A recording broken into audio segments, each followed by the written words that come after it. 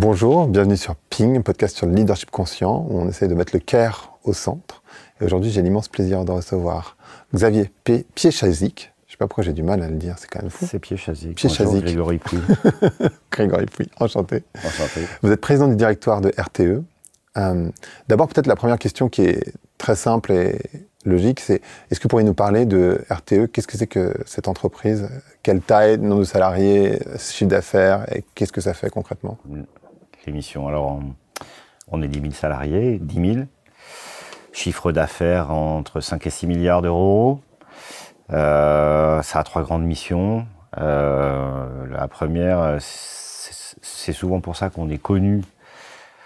On éclaire les décisions publiques sur les stratégies d'électrification. Sinon, on est un gros industriel, c'est pour ça qu'on est 10 000. On est un opérateur du système électrique, on gère l'équilibre offre-demande, on gère les flux d'électricité sur le réseau, on garantit le fait que vous ayez de l'électricité à chaque seconde. Et enfin, on est un gros opérateur industriel parce qu'on possède le réseau haute tension en France. Donc c'est les pylônes que vous voyez dans les champs, 100 000 km de lignes, un peu plus même, 6 000 km de lignes souterraines, donc 100 000 km de lignes aériennes, un peu moins de 300 000 pylônes, 2 800 postes électriques en exploitation. Donc de la grosse infrastructure. On gère les flux et les grandeurs électriques sur cette infrastructure pour être sûr que l'électricité elle se répartisse au bon moment, au bon endroit. Et enfin, on fait beaucoup de prospectives fondées sur l'économie pour donner à voir la manière dont ce système électrique va se transformer demain dans le cadre de la décarbonation de la France et de l'Europe. On est un opérateur très connecté avec nos voisins, on est très européen. On est le plus gros gestionnaire de transport d'électricité en Europe et on est très connecté puisque il y a presque 40 interconnexions avec nos voisins et on gère aussi ces flux-là, les échanges d'énergie entre les pays. Voilà ce qu'on fait. Parfait. On en est où du mix énergétique en France? Le mix énergétique en France, alors si on parle d'énergie, toutes les énergies, il est encore très carboné puisque la France consomme, dans sa consommation d'énergie finale, consomme encore 63% d'énergie fossile, donc c'est beaucoup. Donc c'est du pétrole et du gaz fossile. La part de l'électricité, c'est un peu plus de 25%, donc c'est pas encore beaucoup. Qu'on part de là, mais on sait qu'en 2050, eh bien, il faut qu'on arrête de consommer du pétrole et du gaz fossile, et on va remplacer cette énorme part de consommation fossile d'aujourd'hui par 2 vecteurs, les bioénergies, souvent de la biomasse, mais ça peut être de la chaleur bois, etc. De la biomasse qui permet de faire du méthane aussi, à partir de déchets agricoles. Et puis l'électricité qui va devenir le vecteur énergétique majoritaire. Et en France, on a de la chance parce que nos aînés ont bien travaillé, parce que cette électricité qu'on produit en France, elle est déjà très décarbonée, puisqu'elle est construite sur le nucléaire d'abord et sur les renouvelables ensuite. Donc les renouvelables électriques, c'est le solaire et l'éolien. Et il y a aussi l'hydroélectricité qui en France est très présente, donc c'est les barrages. Voilà.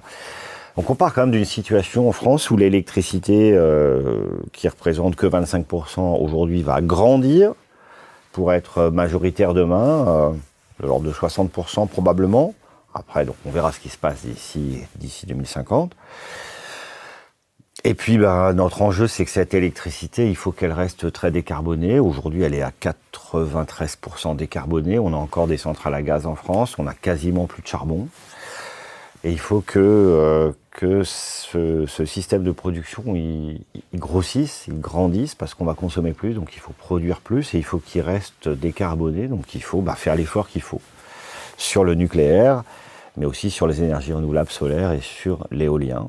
Voilà, c'est ça l'avenir du pays et c'est aussi nos engagements européens. Et ça permet de tenir les promesses qu'on a faites dans le cadre des COP. Une petite question géopolitique. Comment on gère, quand on est RTE, le fait que la majorité des panneaux solaires soit fait, que la majorité finalement de l'énergie éolienne et électrique d'ailleurs soit gérée par la Chine? Alors chez RTE, on transporte de l'énergie, on la compte, on la manage, on la produit pas. Vous la produisez pas. Cela dit, nous, comme industriels, on dépense beaucoup d'argent, on achète beaucoup, on fait beaucoup, on construit beaucoup d'infrastructures. Et donc, effectivement, la question des approvisionnements, c'est une question au centre.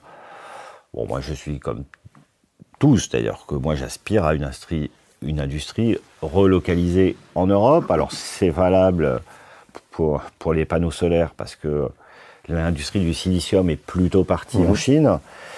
Mais c'est aussi valable pour les turbines, pour les turbines d'éoliennes. Alors là, l'industrie européenne est encore forte. Il faut qu'on fasse attention à ne pas la perdre. Mais c'est aussi valable quand on commande des câbles électriques, des stations de conversion, des postes en mer, des câbles souterrains, etc. Donc on est tous les industriels du système électrique, c'est-à-dire la production, les réseaux, jusqu'à la consommation. On est tous confrontés à cette question. On fait tous plus ou moins d'efforts. Moi, j'en fais des gros, pour que la politique d'achat de l'entreprise que j'ai l'honneur de présider, elle se reflète dans l'industrie en Europe. Moi, mon but, c'est que tous les investissements qu'il faudra qu'on fasse pour la transition, ça se traduise en emploi en Europe. C'est presque une question patriotique au niveau de notre Union européenne. Mais c'est aussi assez pragmatique, parce que moi je suis convaincu que c'est une question d'acceptabilité. La neutralité carbone que j'ai décrite à grands traits, c'est-à-dire moins d'utilisation de pétrole et plus d'utilisation de pétrole, plus de gaz fossile, mais quand on parlera de gaz demain, ce sera du biogaz ou de l'hydrogène. Tout ça, ça passe aussi par une électrification. Ça veut dire quoi? Ça veut dire qu'il y a une infrastructure qui va surgir dans le paysage français. Alors, elle est déjà présente, mais il y aura plus d'éoliennes demain, il y aura plus de panneaux solaires, il y aura plus de réacteurs nucléaires, il y aura plus de réseaux, il y aura plus de pylônes. Bon, ça, c'est des investissements, c'est bien, mais il faut que les investissements profitent à la croissance européenne, parce que une infrastructure qu'on ne voyait pas tant que ça, qui va se voir un peu plus, eh bien, ça veut dire des problèmes d'acceptabilité. Tous les Français ne sont pas convaincus par la beauté ni d'un panneau solaire, ni d'un pylône, ni d'une centrale nucléaire. Et donc, il faut absolument que ça symbolise de la croissance en Europe. Si tout ça, ça symbolise de la croissance en Chine, ça ne marchera pas. Donc moi, je suis très attentif à ça, au lien entre la nécessité d'une nouvelle infrastructure énergétique en Europe qu'on va voir plus qu'avant, et le fait que ça signifie immédiatement de la croissance industrielle en Europe. Et ça, c'est un de mes combats. Il est personnel parce que j'y tiens beaucoup. Je ne suis pas le seul à le mener. On est nombreux. Mais moi, j'aime bien faire ce lien-là parce que je ne crois pas du tout à un monde où on va s'improviser une nouvelle infrastructure énergétique en générant de la croissance chez des autres qui sont loin de nous. Et autre question, un peu géopolitique, mais européenne finalement, comment ça se passe les échanges avec, en particulier l'Allemagne, qui a, pour des raisons politiques sans doute, supprimé ou en tout cas réduit largement le nucléaire, qui du coup ont beaucoup de centrales à charbon. Donc c'est un pays qui se voulait finalement très en avance sur l'écologie et qui se retrouve à produire leur électricité majoritairement, je ne sais pas si majoritairement, mais en tout cas une bonne partie avec de l'énergie charbonnée. Bah, comment ça se passe Non, mais du coup, il y a beaucoup d'échanges. Comment ça fonctionne entre l'Allemagne et la France, par exemple? Est-ce qu'il y a beaucoup d'échanges d'énergie ou est-ce qu'il y a beaucoup d'échanges entre nous? D'énergie. Nous sommes parfois importateurs, nous sommes le plus souvent des exportateurs, puisque la France, sauf lorsque le parc nucléaire a traversé une crise de la corrosion sous contrainte l'hiver dernier, la France est un pays structurellement qui exporte de l'électricité. Donc on est plutôt exportateur, et l'électricité qu'on exporte, elle est décarbonée puisqu'elle est renouvelable et nucléaire. Donc l'électricité de la France, elle participe à la décarbonation du pays, mais elle participe aussi à la décarbonation de l'Europe, parce qu'elle est utilisée avant l'utilisation des centrales à charbon. Parce qu'en fait, l'électricité, elle est appelée, elle est produite dans l'ordre de son coût et de sa pollution. Donc on consomme d'abord les sources d'électricité qui n'émettent pas, donc on consomme d'abord des renouvelables et du nucléaire. Après c'est vrai qu'au bord de l'Allemagne, il n'y a tellement pas assez de production d'électricité décarbonée qu'il faut bien brûler du charbon, de la lignite. Oui, les choix industriels n'ont pas été faits à temps, et c'est vrai que par rapport à nous, l'Allemagne a du retard dans sa production d'électricité, décarbonée totale, même si ils ont fait plus d'énergie renouvelable que nous. Ils sont plus dynamiques sur le volet de l'éolien, sur le volet du solaire. Au global, il y a encore beaucoup trop de charbon et de gaz en Allemagne, mais c'est pas le seul pays. Hein. Il y a beaucoup de gaz en Italie, il y a du gaz en Espagne, etc. L'enjeu de la France, c'est vraiment de tirer parti de sa technologie nucléaire et de tirer parti de son dynamisme sur les renouvelables et de tirer parti de son parc hydraulique, donc des barrages, pour qu'on garde cet avantage compétitif. C'est l'électricité qui pollue pas, c'est l'électricité qui est plutôt pas chère. Donc c'est l'électricité qui est bonne aussi pour attirer des nouveaux industriels sur le territoire français, des nouveaux prospects. Donc ça, c'est un avantage qu'il faut garder. Et puis, c'est un parc qu'il faut qu'on fasse croître, parce que demain, comme je le disais, il faut qu'on consomme plus. La consommation d'électricité, c'est un bon indicateur pour voir si on se décarbone. Parce qu'il y a plein d'usages, aujourd'hui pétroliers et aujourd'hui gaziers. Donc c'est vrai chez les particuliers, c'est votre voiture, c'est votre chauffage, mais c'est aussi valable chez les industriels, qui utilisent beaucoup d'hydrocarbures encore. Et en fait, il faut que tout ça bascule progressivement vers l'électricité, notamment, pas que, mais majoritairement vers l'électricité. Donc si tous ces usages basculent, ça veut dire que la France, au global, va consommer plus. Et donc le fait que la consommation d'électricité croisse sera le signe qu'on se décarbone au bon rythme. Alors il y a plein de débats politiques sur est-ce qu'on va consommer 750 TWh en 2050, 800, 900. Bon, je crois que c'est pas tellement la question. La question, c'est comment est-ce qu'on trouve les leviers aujourd'hui, d'ici 2030. Parce que je rappelle qu'en 2030, on a un gros rendez-vous qui est le Fit for 55. Et d'ici 2050, pour basculer tous ces usages. Et ça, c'est souvent de l'incitation économique, c'est des politiques publiques, c'est des aides, etc. Et c'est ça le bon indicateur. Et c'est quand même ça le sujet central. Alors, si j'ai la parole ici, je veux dire qu'en France, on a quand même une très mauvaise habitude. Hein. Une sale habitude, c'est quand on parle d'électricité, passer son temps à opposer la technologie nucléaire et la technologie des renouvelables. Nous, on a fait la démonstration qu'on avait besoin des deux et qu'il était temps de dire qu'on avait besoin des deux. Donc il faut qu'on pousse tous les curseurs à fond, qu'on arrête de perdre du temps à débattre d'un sujet de rang 2 ou 3 et qu'on se concentre sur comment j'arrive à faire basculer les usages pour les sortir du pétrole et du gaz fossile et donc pour les mettre sur de l'électricité ou sur des énergies qui sont propres, typiquement gaz issu de la biomasse, etc. C'est ça le sujet. Et c'est ça le sujet de rang 1. Et ça pose aussi un sujet de souveraineté. C'est pas le fait de savoir si j'aime plus ou moins le solaire. C'est vraiment un sujet très, très, très anecdotique. Il faut qu'on sache ce qu'on veut. Si on veut se décarboner à la bonne vitesse, il faut qu'on se concentre sur la bascule d'usage. Est-ce qu'on pourrait envisager un usage 100% renouvelable aujourd'hui, sans le nucléaire, je veux dire?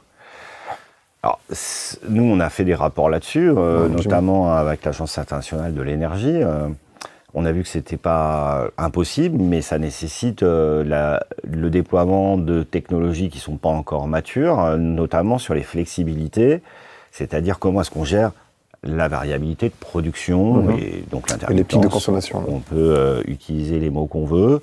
Et comment est-ce qu'on fait matcher les courbes de production avec les courbes de consommation? Parce qu'en fait, les énergies renouvelables, outre le fait qu'elles produisent de manière variable en fonction de la météo, elles produisent pas forcément au moment où les Français consomment. Donc typiquement, Quand on voit la production solaire, ça fait une bosse de production en plein après-midi. C'est justement un moment où la France consomme pas beaucoup. Donc il faut beaucoup de flexibilité, donc il faut beaucoup d'outils de pilotage, de réglage et de stockage. Et ça rend ces mix électriques-là plus difficiles à faire, ça les rend plus chers.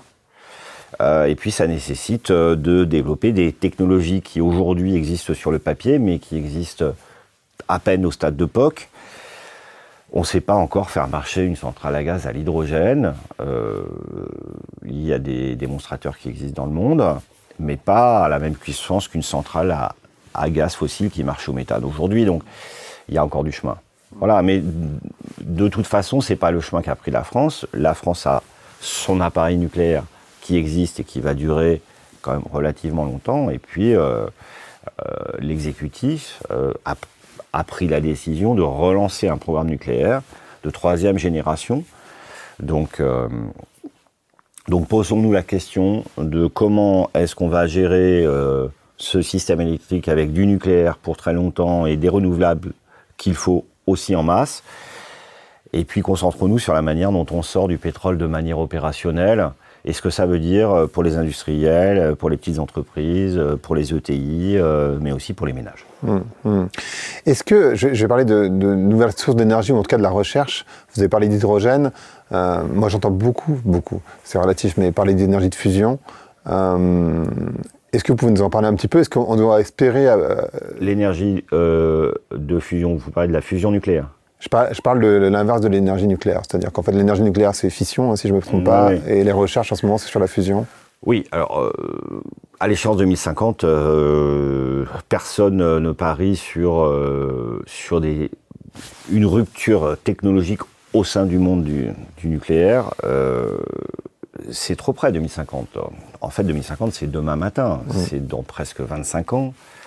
Donc les technologies nucléaires civiles qui seront massivement déployées d'ici 2050, c'est les technologies nucléaires qu'on connaît aujourd'hui. Alors elles changent de génération, elles deviennent de plus en plus sûres.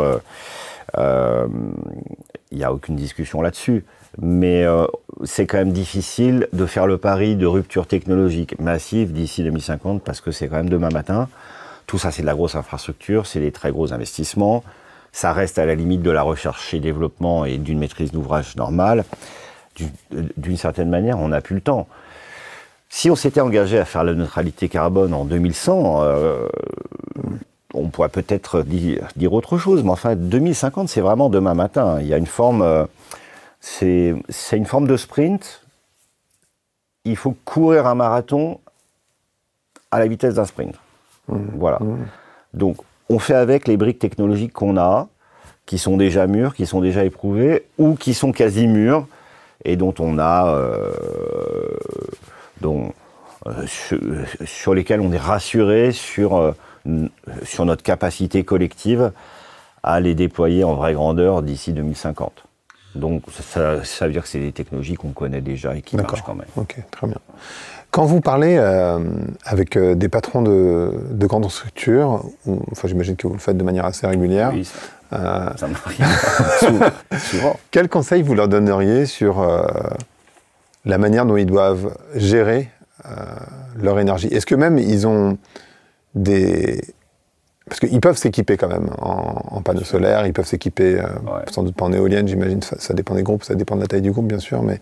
Ça dépend quel genre de conseils vous leur donnez ou quels conseils vous avez envie de donner aux patrons de structures?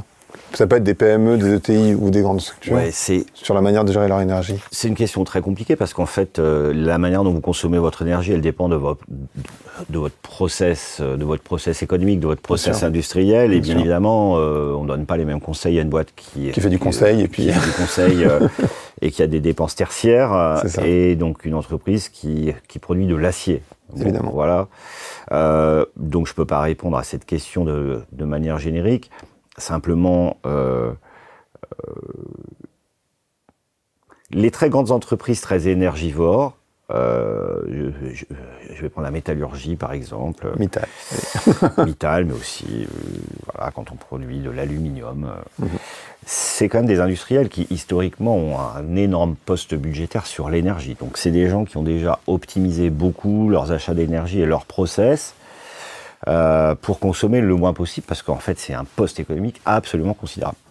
C'est quand même beaucoup moins le cas dans toutes les entreprises qui sont moins énergivores et qui, je pense que c'est vrai pour le tertiaire, historiquement, a plutôt négligé, ou en tout cas a oublié de penser à la manière dont il pourrait être plus efficace sur le plan de l'énergie. Et nous, on travaille aussi beaucoup avec le monde du bureau, donc les immeubles tertiaires. On peut regretter que la France se soit désindustrialisée, mais c'est le cas. Et donc, les industries françaises, c'est aussi beaucoup du service. Ces entreprises ont considéré que leur dépense électrique, par exemple, était une dépense fatale et que ça ne pouvait pas s'optimiser. Or, ça peut s'optimiser. Ça peut s'optimiser pour que ça coûte moins cher, on peut mieux placer ses consommations. Ça peut s'optimiser pour rendre service au réseau, c'est-à-dire que ces entreprises consomment au bon moment et pas au pire moment. Et donc, moi, voilà, si j'avais un message à passer, c'est toutes les entreprises qui ont un énorme parc tertiaire ou même un gros parc tertiaire, il y a des moyens, je dirais, chic et pas cher, de pouvoir s'équiper, mieux piloter sa consommation, faire des économies d'abord et rendre service à notre système électrique. On a une appli EcoWatt qu'on avait lancée l'hiver dernier pour prévenir des alertes d'éventuelles coupures parce que nous étions en situation tendue.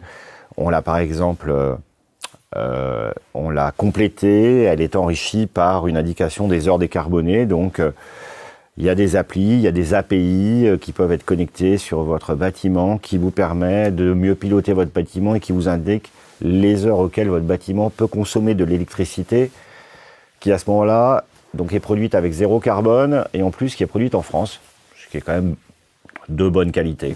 Voilà, donc il faut simplement s'y consacrer un peu et se demander comment est-ce que je peux optimiser tout ça. Pour les très grands industriels, je me garderais bien de leur donner des conseils de manière générique, parce qu'en fait, ça dépend énormément de ce qu'ils fabriquent. Bien sûr, voilà. Bien sûr. Est-ce que vous pensez qu'au niveau des ménages, il y a un besoin aussi d'éducation? Je pense que l'IA va aider, d'une manière ou d'une autre, à mieux consommer, mais néanmoins, il y a sans doute une question d'éducation sur quand est-ce que vous lancez une machine à laver. Ouais, alors vous savez, on a fait des grosses campagnes l'hiver dernier sur les questions de consommer au bon moment et de sobriété parce qu'on était contraint de le faire. Alors déjà, je voudrais dire que la sobriété dans le monde des énergies fossiles ne doit pas être la même que dans le monde de l'électricité. L'électricité et les bioénergies, c'est la solution. Donc il ne faut pas qu'on fasse passer le message qu'il faut faire des efforts monstrueux sur toutes les énergies. La sobriété, elle doit d'abord s'appliquer aux usages des fossiles. C'est ça qu'il faut retenir. Voilà. Mais je le redis parce qu'on parle souvent de sobriété de manière générale. Moi, je ne suis pas du tout partisan de la promotion d'un monde tellement sobre qu'il serait frugal et même pénible ou un peu pénurique. Donc la sobriété, c'est d'abord sur les fossiles, parce qu'il faut qu'on s'en désaccoutume le plus vite possible. Je disais après, il faut qu'on bascule sur l'électricité. Après, dans le monde de l'électricité, une fois qu'on est arrivé dans ce monde-là, est-ce que les Français sont appétents à piloter leur consommation? Honnêtement, ça dépend desquels. Aujourd'hui, plutôt pas. Ou plutôt pas suffisamment. On a fait un sondage avec Ipsos à la fin de l'hiver 2022-2023 parce qu'on avait fait des grosses campagnes de com sur la question de la consommation et justement de décaler ses usages au bon moment. C'est à l'occasion de cet hiver qu'on a vu que les ménages avaient baissé leur consommation structurellement parce que les messages ont été entendus. Ils ont été entendus par un tiers des Français, donc les Français nous ont dit, pour 30% d'entre eux, 33%, nous ont dit qu'ils ont fait des gestes de déplacement ou de baisse de leur consommation d'électricité pour des motifs citoyens.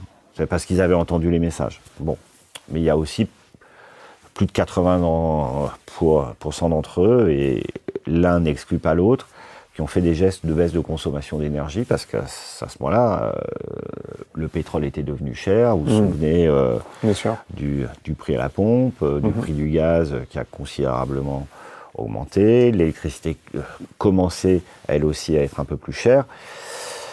Et donc c'est un mélange de signaux économiques et de messages d'appel à la citoyenneté qui ont été entendus.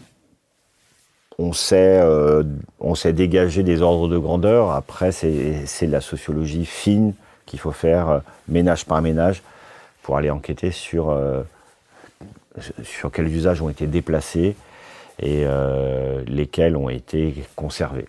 Mais de manière générale, et dans toutes les énergies, la chasse au gaspillage, c'est bon pour la facture. Dans tous les cas. Dans tous les cas. Ça marche très bien, la chasse au gaspillage. C'est clair. Vous avez utilisé... parce qu'en fait, bien sûr, quand on pense transition, il y a une transition énergétique, et là, bon, vous êtes au cœur de cette transformation. Je veux dire, vous ne pouvez pas être plus au cœur que ça. C'est difficile d'être plus au cœur. Ça va être vraiment difficile d'être plus au cœur que ça. Donc, by design, d'une certaine manière, vous êtes... responsable, je veux dire. On est transition écologique compatible. C'est ça. Là, by design. By design, ça ne peut pas être autrement. Pour la partie sociale, comment vous envisagez les choses au sein de RTE? Qu'est-ce que vous faites? Qu'est-ce que vous avez essayé de mettre en place? Comment vous vous y prenez? Alors, pour la partie sociale, pour mes salariés, vous dites? Les salariés, ouais. On va commencer par là. C'est une question un peu large. C'est une très grande question. C'est une question un peu large, Grégory. Moi, je voudrais peut-être commencer par parler de la cause. Alors, il y a plein de manuels de management qui parlent du sens. Moi, j'aime pas tellement ce mot, je vais vous dire, parce que il est un peu galvaudé. Moi, je parle parfois de récit et en fait, je parle de cause. Clairement, RTE, c'est un acteur central de la décarbonation. C'est probablement un des plus centraux, ou un des plus vitaux. En France et voire en Europe. Et en fait, moi, ce que je fais, c'est que je transforme cet objectif de la décarbonation du pays et de l'Europe en une cause pour l'entreprise. Et moi, j'aime bien utiliser le mot cause. Je pense qu'il faut construire des causes parce que ça donne des points de repère lointains, ça projette dans le temps long. Et clairement, notre cause, après avoir dessiné à travers notre rapport Futur énergétique 2050 les chemins de la décarbonation du pays, nous avons notre cause, c'est-à-dire gérer le réseau, le développer, piloter les flux d'électricité, être au rendez-vous pour que cette décarbonation par l'électricité, elle soit possible, et elle soit possible dans les bons délais. Voilà. Et ça, c'est notre cause. Alors, c'est une cause assez simple à présenter. Et moi, je commence par ça. Alors, bien évidemment, c'est plus facile d'être chef d'entreprise, enfin, de construire une cause écologiquement compatible avec nos objectifs climat quand on fait ça que lorsqu'on fait autre chose, probablement. Bien sûr. Mais moi, je commence par construire des causes. Ça crée de l'adhésion. Ça permet aussi de créer un collectif. En fait, ça veut dire on est 10 000 et on se bat tous les jours pour le même objectif. Il y a finalement un gros objectif convergent, c'est cette cause de l'électrification qui permet la décarbonation du pays. Bon, ça, c'est vraiment le préalable absolu de tout acte managérial. Après, on est une entreprise comme les autres et on essaie d'être exemplaire sur plein de choses dont on parlera, la RSE, le bien-être des salariés, le CARE, etc. Mais au sens, il y a quand même ce récit et cette cause qu'il faut construire. Très bien, je comprends.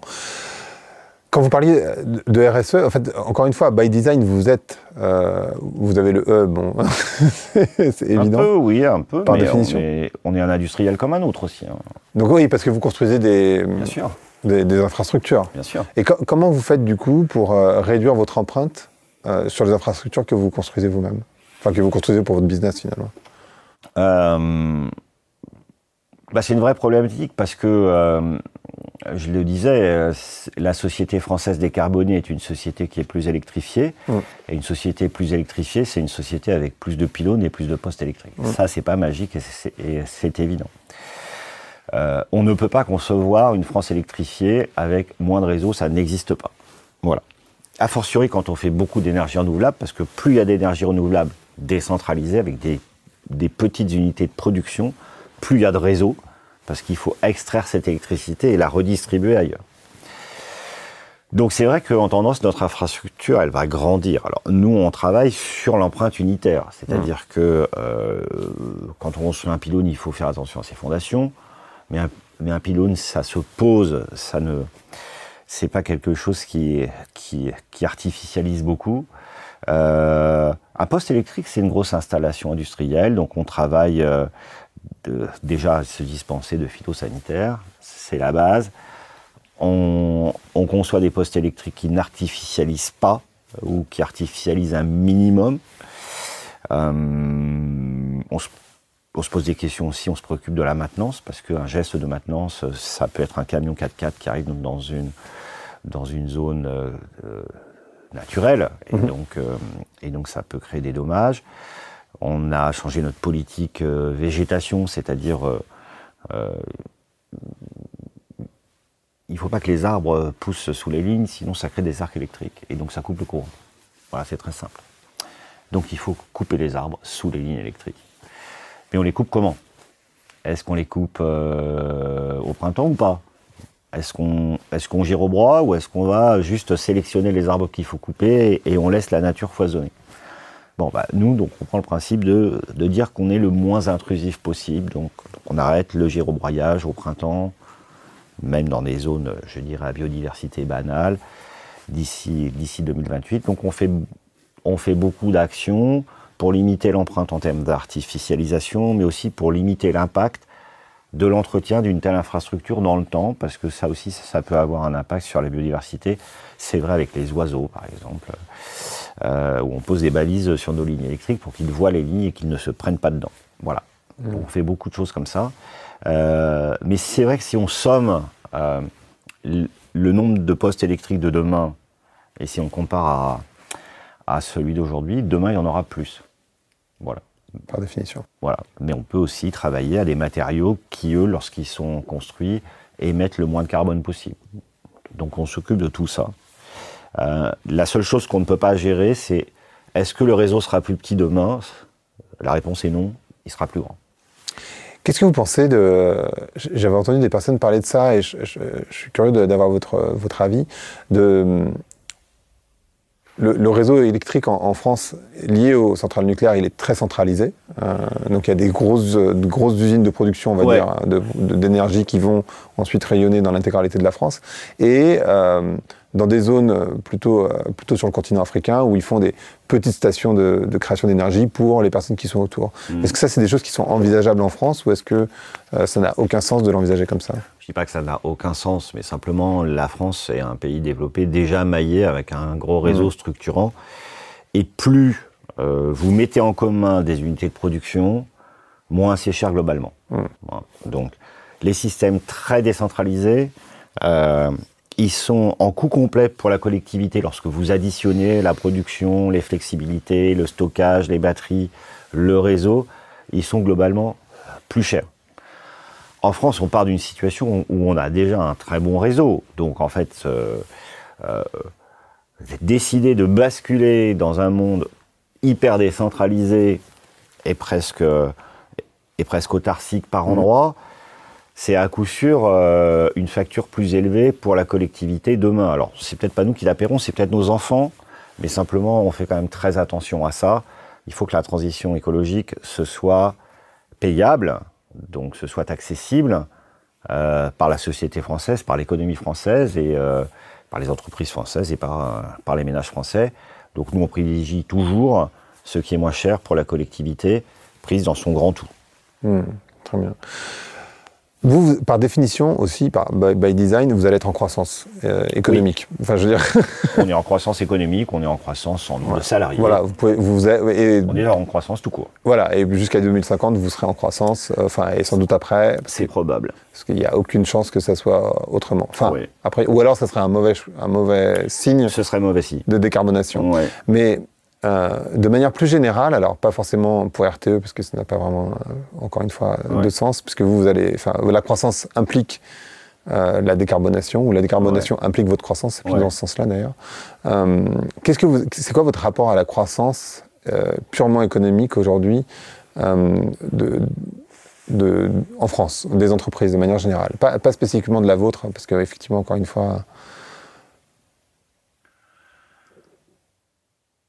Moi, je ne suis pas un décroissant. Voilà. Je ne suis pas un décroissant au sens économique du terme, parce que je pense qu'on vit dans des sociétés apaisées si elles sont démocratiques, et que je ne crois pas que dans une démocratie qui fonctionne normalement, on puisse vendre, on puisse faire envie en projetant une société qui serait décroissante économiquement, au sens où les revenus baisseraient, les emplois se perdraient, etc. Ça, je n'y crois pas. Et je pense que ça n'arrivera pas. Alors, il y a des entreprises qui font faillite, mais je ne crois pas qu'on puisse concilier une société démocratique comme la nôtre, et elle est super, avec une forme de projection de notre collectif dans un monde de sang, de larmes, de chômage, de baisse de la capacité à élever ses enfants, etc. Je n'y crois pas. En revanche, je suis comme d'autres, et on est beaucoup, il est clair que le PIB ne doit pas être le seul indicateur de la croissance, alors, ou de l'évolution de notre économie. Il est important, il donne à voir un certain nombre de créations de richesses, mais ça ne peut pas être le seul, parce que c'est un indicateur qui est un peu aveugle sur nos externalités, sur nos impacts, qui est aussi un peu aveugle sur le bien-être social. Donc, moi, je ne crois pas à ce mono-indicateur. Enfin, je le prends comme tel, et je pense qu'il peut donner un bon indice de la manière dont l'économie française se porte, mais il ne faut surtout pas que ce soit le seul. En tout cas, de plus en plus, on voit très bien qu'il est très insuffisant à caractériser une société qui se porte bien. Voilà. Très bien. Est-ce que vous connaissez Kate Raworth et la donut economy, ou c'est un concept qui vous est inconnu? Non, je vois ce que c'est, oui. C'est quoi votre recul ou c'est quoi votre manière de l'envisager? Sur la donut economy? Ouais. Je vais vous dire, on peut être que d'accord sur l'idée qu'il faut que l'essentiel des humains aient accès aux ressources fondamentales, l'eau, l'air pur, etc., et que cette collectivité humaine ne doit pas dépasser les limites planétaires lorsqu'elle fonctionne, lorsqu'elle vit. Non, et tout le monde est d'accord avec ça, donc moi, je suis à l'aise avec cet objectif. La question, c'est comment on fait, et surtout comment est-ce qu'on passe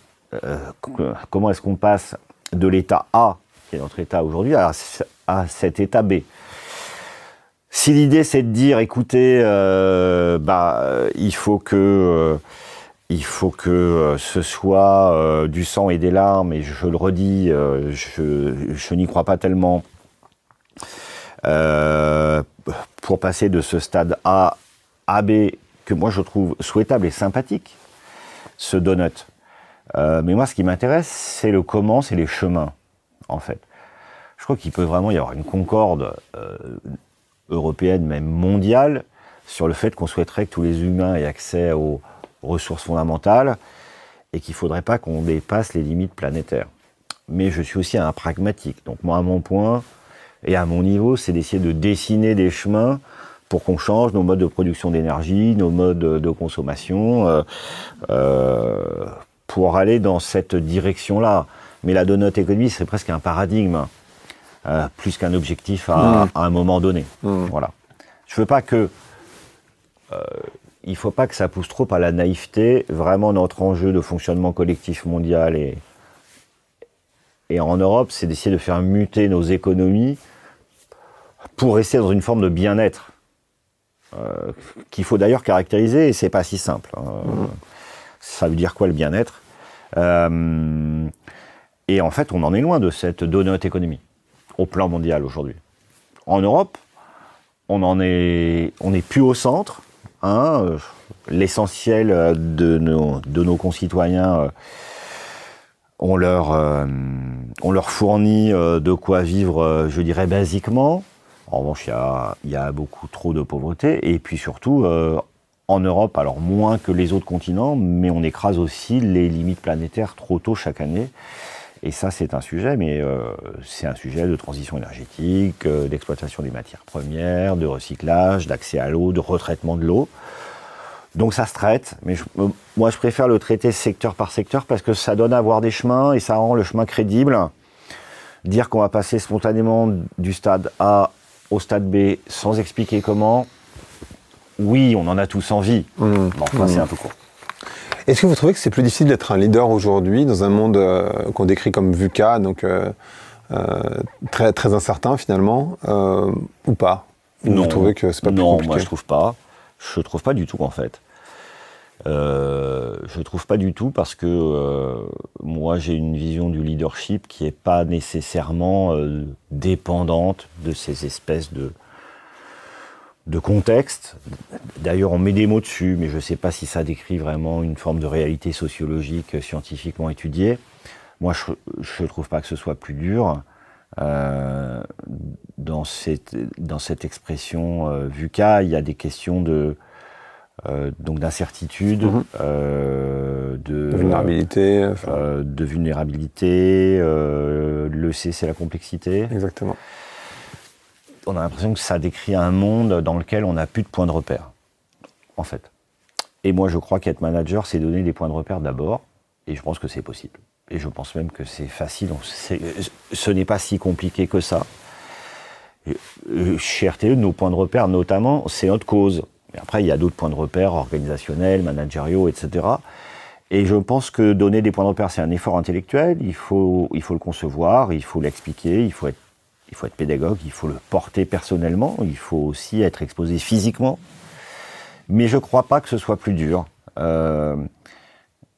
Et même, je pense que se dire qu'on est arrivé dans un monde tellement complexe que tout est brouillé, il ne faut pas que ça serve de paravent à éviter de se poser la question, mais moi, comme leader, il faut que je donne des points de repère, il faut que je donne des objectifs, il faut que je motive, il faut que je donne envie à mes salariés de se lever le matin. Et ça, alors, il y a des gens qui écrivent des livres qui parlent de sens. C'est peut-être un peu la même idée. Moi, je parle aussi de motivation. Mais cette motivation, elle passe par des points de repère. Là, moi, je crois que ça, c'est faisable dans toutes les entreprises. Il n'y a pas de spécificité RTE. C'est un effort managérial. Et je pense que c'est la base. C'est quoi votre vision du leadership? C'est quoi un bon leader? C'est compliqué ça. C'est compliqué comme question, Grégory. Il faut être modeste. Voilà. Moi, je ne crois pas qu'il y a un modèle de leader. Je ne lis pas de livre de management. Je ne crois pas qu'il y ait un manuel de ça. J'aime pas les livres qui listent un portrait de leader un peu prêt à penser. J'aime pas l'idée qu'on pourrait copier-coller des comportements de leader pour deux raisons. La première, c'est qu'on est tous différents, comme hommes et femmes, et donc comme leader. Vous êtes Grégory, je suis Xavier, on est différents, et dans notre leadership, on ferait sûrement pas pareil. On a chacun notre style, au fond. Et puis, toutes les entreprises ne sont pas les mêmes. Dans les entreprises, il y a des cultures, en tout cas pour les plus vieilles d'entre elles, mais même dans les jeunes entreprises, celles qui se créent, les startups, il y a donc assez vite une culture. Et ces cultures, elles sont différentes. Donc il faut reconnaître que les entreprises ont des cultures différentes et que du coup, le style de management, le leadership, ne peut pas être le même dans des entreprises dont la culture est complètement différente. Et c'est sûr que ça ne marche pas. Donc moi, je récuse complètement ces espèces de portraits robots d'un leader qui pourrait être bon partout. Un leader, il est bon lorsqu'il fait la preuve sur le terrain, dans sa boîte, qu'il sait tirer le groupe. Et pour tirer le groupe, il faut qu'il ait intégré la culture d'abord. Et donc il faut écouter, il faut comprendre, il faut analyser, il faut faire de la socio aussi. Il faut être modeste. Et si on le prend comme ça, on est plus à l'aise. Et puis en plus, on a chacun, nous-mêmes à titre individuel, des atouts différents. On a peut-être, vous, des comportements sociaux qui sont différents des miens. On n'est peut-être pas sociable de la même manière. On ne parle pas de la même manière. On ne s'exprime pas pareil. Et peut-être qu'on ne décide pas pareil. Et moi, je pense que c'est pas grave. Chacun peut être manager dans son style. Ce qu'il faut, c'est en fait la rencontre des talents d'une personne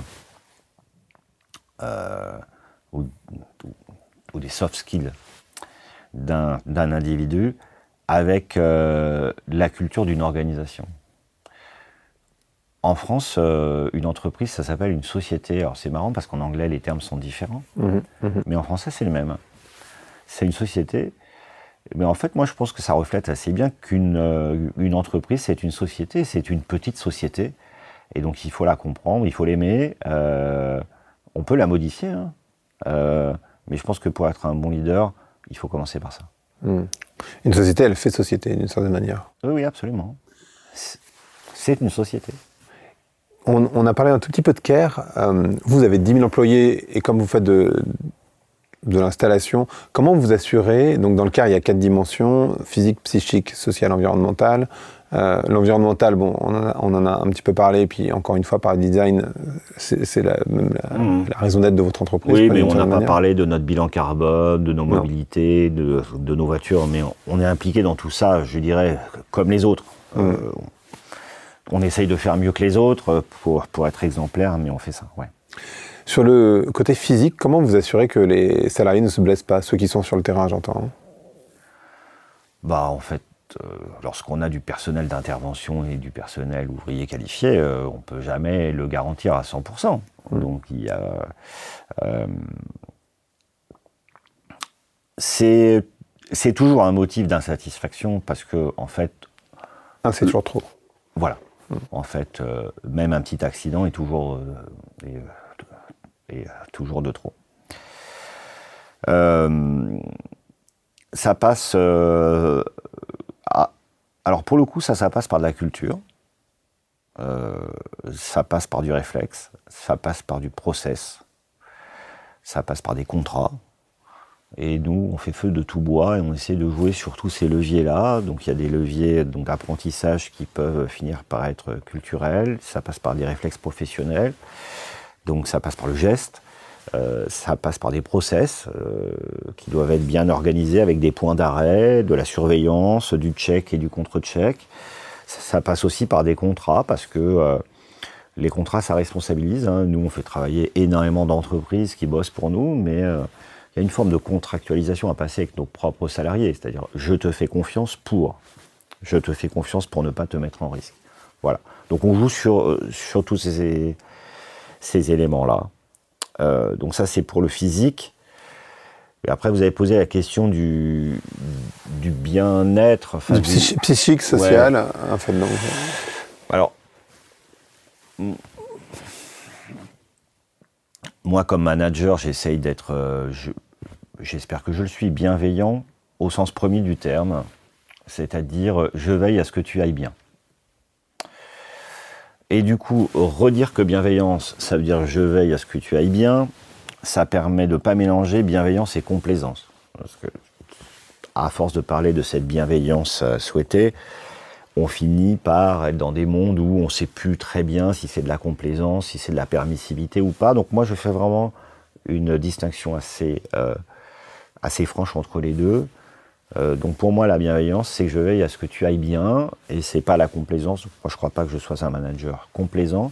En revanche, je m'astreins à être bienveillant. D'ailleurs, je le fais assez naturellement parce que c'est plutôt moi. J'ai pas besoin de me forcer. Alors, veiller à ce que tu ailles bien, c'est quand même beaucoup de choses. C'est être dans une entreprise dans laquelle il fait bon vivre. Moi, je parle souvent de RTE comme entreprise de la parole. Je crois que c'est important dans une entreprise de pouvoir parler. Déjà parce que les tabous, c'est jamais bon. Donc, deuxièmement, parce que ça fait du bien. Il faut pouvoir débattre dans les équipes. Il faut pouvoir dire qu'il y a des choses qui ne vont pas. Il faut pouvoir aussi fêter les choses qui vont bien. Donc, moi, je suis un militant de l'entreprise de la parole où on peut s'exprimer. En tout cas, je ne crois pas... au principe de l'omerta pour que les groupes vivent très longtemps. Après, j'essaye de mettre en place, et on le fait, une entreprise des choix, c'est-à-dire quand vous rentrez chez nous, vous avez un métier, donc vous rentrez avec une qualification. Vous pourrez y faire plusieurs boulots. On a un très gros appareil de formation. On met plus de 6% de notre masse salariale en formation, ce qui est très important. Mmh. Et on peut vous reconvertir. Donc, si vous êtes rentré dispatcher, c'est-à-dire notre aiguillère du ciel des flux d'électricité. Et si vous voulez changer, Grégory, on vous reformera pour que vous restiez dans l'entreprise, que vous soyez fidélisé, mais que vous puissiez faire un saut de puce, faire un autre métier. Et puis il y a la question du cadre de travail, du cadre de vie. On essaye d'avoir un rapport au télétravail souple. On essaye de faire en sorte que les cadres de vie soient sympathiques. Ça passe par de l'immobilier, par de l'immeuble, par de votre chaise de bureau, alors bien évidemment, ça passe par votre salaire. Mais ça passe aussi par cette espèce d'ambiance-là. Donc on joue sur tous les leviers, à la fois pour que vous puissiez vous projeter dans l'entreprise longtemps, que vous soyez heureux d'y être, que vous puissiez y parler, y faire part de vos états d'âme. S'il y en a, il y en a toujours dans une organisation.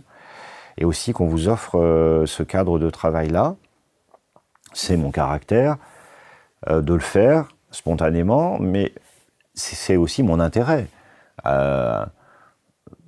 Les talents, notamment de techniciens et d'ingénieurs, on sait qu'il y en aura de moins en moins sur le marché. Donc moi, j'ai quand même intérêt à ce que RTE soit la plus attractive possible. Et on est attractif si on a bonne réputation sur la manière dont les salariés vivent le temps pressant, mais si on a bonne réputation sur la manière dont ils peuvent progresser. Moi, j'y tiens beaucoup. Je crois qu'on est adhérent à une entreprise si on arrive à s'y projeter sur un temps un peu long. Je ne crois pas qu'on soit très bien si on fait du mercenariat et si on fait une année dans une entreprise, une deuxième dans une autre, etc. Donc moi, je travaille ça, le moyen terme, le long terme, pour que nos salariés, on en fasse rentrer le plus possible, et puis que ceux qu'on a et dont on est content, on les garde le plus longtemps possible. Okay. Voilà. Mais c'est du boulot. Hein. C'est le vôtre. Pas que, mais... Je confirme que c'est le mien, mais c'est un gros boulot. C'est un gros boulot. C'est quoi votre rapport au succès ? Il est collectif. Moi, j'ai pas un caractère à considérer que j'ai des succès seul. Mais je crois au succès du groupe et j'aime bien les célébrer. Voilà. Moi, je crois que les démarches solitaires dans une société, ça n'existe pas. En fait, Xavier tout seul, chez RTE ou un président qui part devant très loin, avec des objectifs stratégiques délirants et qui se retourne et qui voit que tout le monde est très loin derrière, ça marche pas non plus. Donc moi, je suis à l'aise à l'idée de parler du succès dès lors qu'on en parle de manière collective dans le groupe. Voilà. Et donc c'est pour ça que j'aime bien parler de cause, je suis à l'aise avec les questions de leadership, je parle de mon exposition. Moi, je fais beaucoup de presse, donc je suis en avant de fait. Je pense que c'est ma place. Il faut aussi être physiquement impliqué. Il faut se déplacer, il faut voir les salariés. Il faut qu'ils puissent vous serrer la main en vrai. Voilà. Et je pense que tout ça, ça participe à la cohésion du groupe. Et c'est dans la cohésion de ce groupe qu'on peut parler succès. Voilà. Donc moi, j'aime bien le mot succès à condition qu'il soit collectif. Est-ce que cette conception du succès collectif, elle a évolué pour vous ou ça a toujours été comme ça finalement Non, pour moi, ça a toujours été comme ça dans les différents boulots que j'ai faits parce que fondamentalement, je ne suis pas un solitaire. Donc fondamentalement, j'aime bien le travail en équipe. Fondamentalement, j'aime bien discuter, j'aime bien débattre. Il m'arrive de décider seul parce que c'est mon boulot. C'est la solitude du président. Mais je consulte toujours avant. C'est-à-dire, je ne suis pas un solitaire dans le raisonnement. J'aime bien débattre, j'aime bien les brainstorming, etc. J'aime bien la confrontation intellectuelle, la confrontation des idées, des concepts, des solutions. Donc je ne suis pas un solitaire du tout. Donc je ne souffre pas de la solitude du président parce que je ne suis pas seul. Deux, si d'aventure je me retrouvais seul, je cherche le collectif. Et ces collectifs, vous pouvez les trouver autour de vous, et si vous ne les trouvez pas, il faut les créer. Et moi, autour de moi, je les ai créés. Comment vous vous assurez de faire remonter l'information? On parle beaucoup de top-down, donc organisation très pyramidale, et puis de bottom-up, donc faire en sorte que l'information remonte finalement du terrain. Comment vous vous assurez que l'information remonte suffisamment du terrain pour inspirer le leadership, enfin vous en l'occurrence, mais vous et vos équipes dirigeantes? Bon, déjà, moi, je suis à l'aise avec le principe d'une organisation pyramidale si c'est l'opposé d'une organisation matricielle. Je ne suis pas très à l'aise, à titre personnel, dans les organisations matricielles. Je m'y suis jamais senti très bien. Ça peut marcher, je ne condamne rien, mais moi, je suis plus à l'aise dans une organisation plus pyramidale avec des fortes délégations et donc de la responsabilité et de la responsabilisation. Je vais y arriver. De la responsabilisation des différents niveaux. Moi, je suis à l'aise dans un monde comme ça. Et du coup, j'ai oublié votre question, Grégory. La question, c'était comment vous vous assurez qu'il y ait du bottom-up? J'ai parlé d'entreprise de la parole, c'est-à-dire que moi, j'aspire à un collectif qui se sente suffisamment, je ne sais pas comment dire, décontracté, ou en tout cas protégé de pouvoir dire ce qu'il pense pour que ça se passe.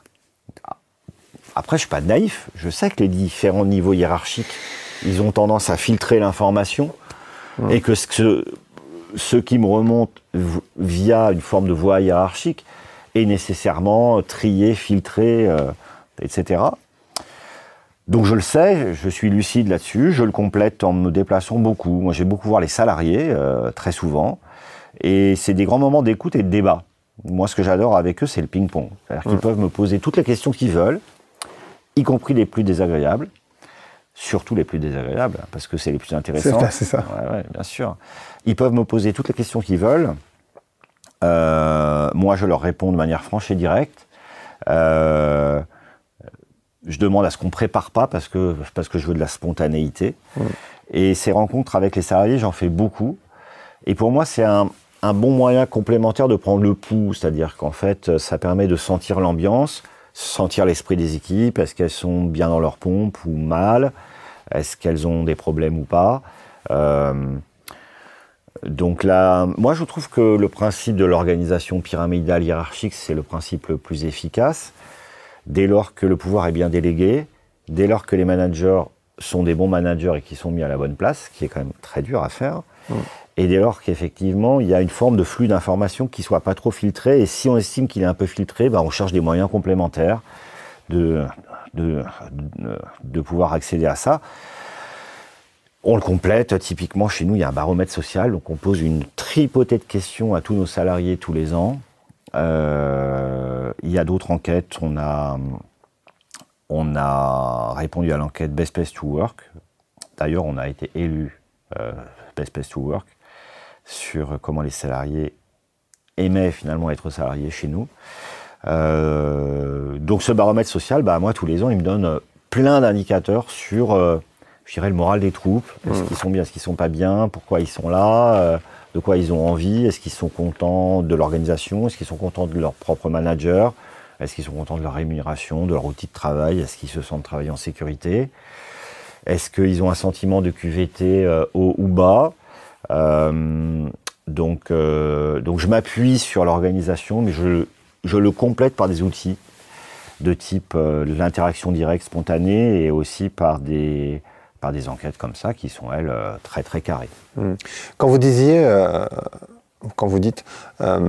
j'y consacre beaucoup de temps, de manière un peu opérationnelle, pardon, c'est une question pour le coup un peu compliquée parce que j'imagine que ça va être difficile de trouver la réponse, mais ça représente combien de votre temps, que ce soit en pourcentage ou combien de fois vous allez sur le terrain?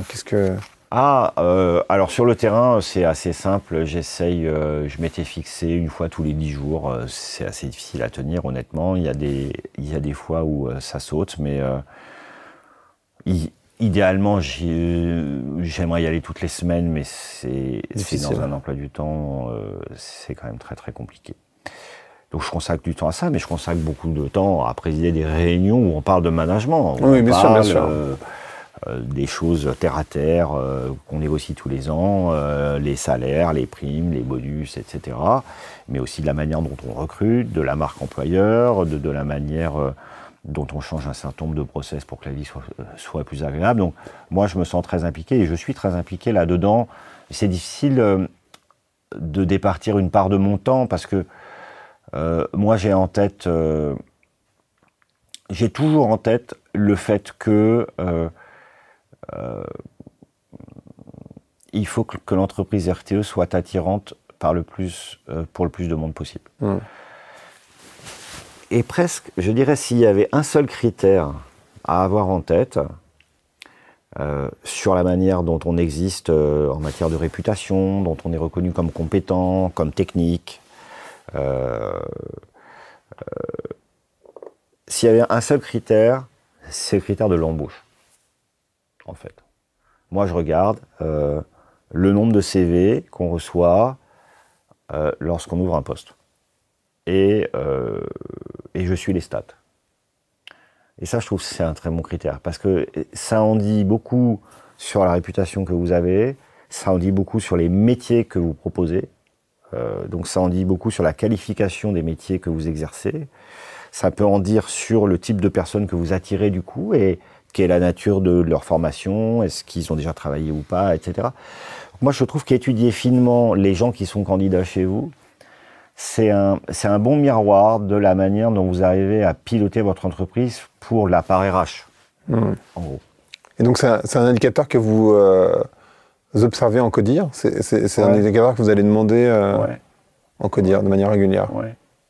C'est intéressant. Plus, j'ai reçu ici Hubert Joly, qui est le CEO de Best Buy, donc vous voyez Best Buy, et qui me disait, en fait, je commence toujours les CODIR par me concentrer sur l'humain, pour ensuite finir par le financier. Mais je commence toujours par l'humain, parce que sinon l'humain, on le met toujours derrière. Et si on fait le financier, on peut en parler pendant 2 heures, et ça, on n'arrêtera pas, alors qu'en fait, ceux qui font le business, ça reste les humains. Est-ce que vous, c'est aussi votre approche, d'une certaine manière? C'est pas comme ça que je préside un COMEX, mais oui, il est évident qu'un COMEX, c'est pas le lieu où on ne parle que de finances. On parle de beaucoup d'autres choses. Mais on y parle d'affaires européennes, de stratégie, d'institutionnel, de RH, de finances, des questions opérationnelles, donc de maîtrise d'ouvrage, de développement, de maintenance, d'exploitation du système électrique, d'éventuelles avaries. Dans mon COMEX, on parle de tout ça. Donc c'est quand même essentiellement des questions humaines, parce qu'en fait, toutes ces activités industrielles, elles sont faites par des hommes et des femmes. Exactement. Elles tombent pas du ciel, il n'y a pas de robot caché. C'est quand même 10 000 salariés qui bossent tous les jours. Dont beaucoup, dont un certain nombre bossent jour et nuit, parce que nous, on a des grosses activités qui tournent en 24/24. Par définition. Enfin, par définition, oui. Mais enfin, donc, exactement. C'est difficile pour les gens qui le font, mais en même temps, c'est indispensable pour que le réseau soit fiable. Exactement. Parfait. Voilà. Merci beaucoup, Xavier. Ça fait déjà 1 heure qu'on discute, c'était hyper... ça passe très vite. C'est passé très vite. Merci, Grégory. Merci beaucoup à vous d'avoir écouté. Je vous donne rendez-vous dans 2 semaines pour un nouvel épisode.